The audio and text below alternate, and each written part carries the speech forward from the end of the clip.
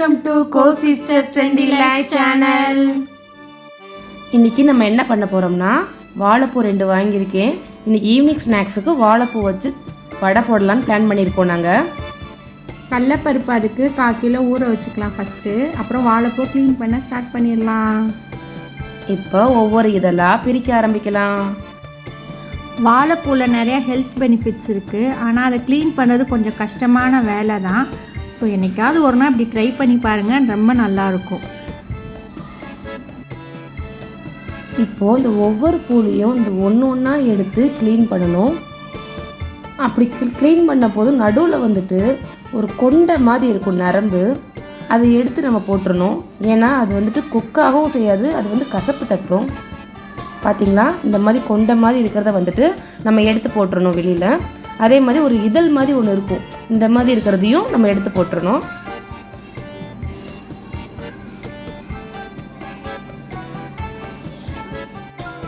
இது மாதிரி இப்படி எல்லாத்தையுமே க்ளீன் பண்ணி குட்டி குட்டியாக கட் பண்ணி வச்சுக்கலாம்.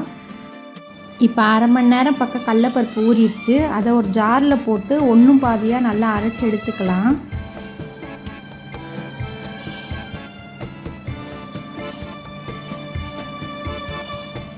நல்லா தண்ணியை வடிச்சிட்டு அதில் போடுங்க.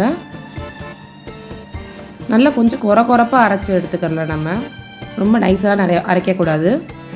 இந்த அளவுக்கு இந்த பக்குவத்தில் இருக்கணும் அரைச்சது. இப்போ அந்த அரைச்சதை வந்துட்டு ஒரு பவுலில் நாங்கள் ஷிஃப்ட் பண்ணுறோம்.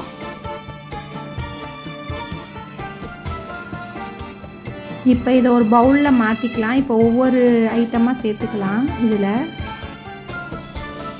இப்போ பொடி பொடியாக கட் பண்ணி வச்சுருந்த வாழைப்பூவை சேர்த்துக்கலாம்.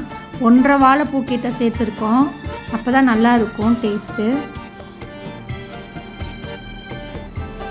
இப்போ கட் பண்ணி வச்சுருக்க ஆனியன் சேர்த்துக்கலாம்.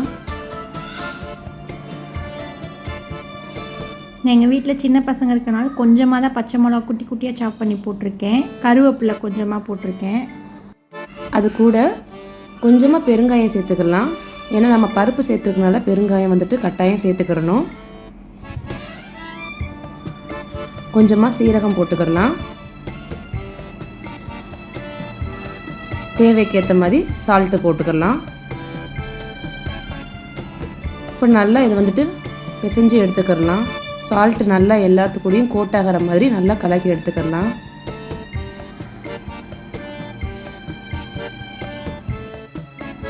இந்த லைட்டாக தண்ணி தெளித்து நான் நல்லா பிணைஞ்சு வச்சுருக்கேன். இந்த பக்குவத்துக்கு இருக்கணும். பிடிச்சி பார்த்தா இப்படி நம்ம கையில் இப்படி ஒன்று சேர்ந்து நிற்கணும். அப்போ தான் வாழைப்பூ தட்டுறதுக்கு கரெக்டாக இருக்கும்.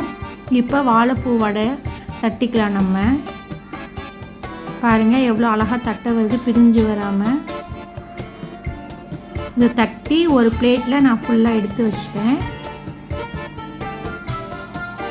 ஒன்றா போட்டு பொரிக்க ஆரம்பிச்சிடலாம். எண்ணெய் நல்லா காஞ்சிருச்சு. இப்போ நான் ஒரு 3 போட்டு பொரிக்க போகிறேன். அது கொஞ்சம் செப்பரேட் பண்ணிக்கலாம். நான் கொஞ்சம் அது மேலே போட்டுட்டேன். ஒன்று மேலே ஒன்று படாமல் போட்டு எடுக்கணும், உடஞ்சிடாமல். இந்த அளவில் இருக்கணுங்க. இப்போ எடுத்து வச்சிடலாம். இப்போ நல்லா வெந்துருச்சு. இப்போது வாழைப்பூ வடை ரெடி ஆகிடுச்சுங்க. இப்போது அவ்வளோதாங்க. ரொம்ப சிம்பிளாக ஈஸியாக இருக்கும். நீங்களும் ட்ரை பண்ணி பாருங்கள். பிடிச்சிருந்தால் லைக் பண்ணி ஷேர் பண்ணுங்கள், சப்ஸ்கிரைப் பண்ணுங்கள். தேங்க்ஸ் ஃபார் வாட்சிங். பாய்.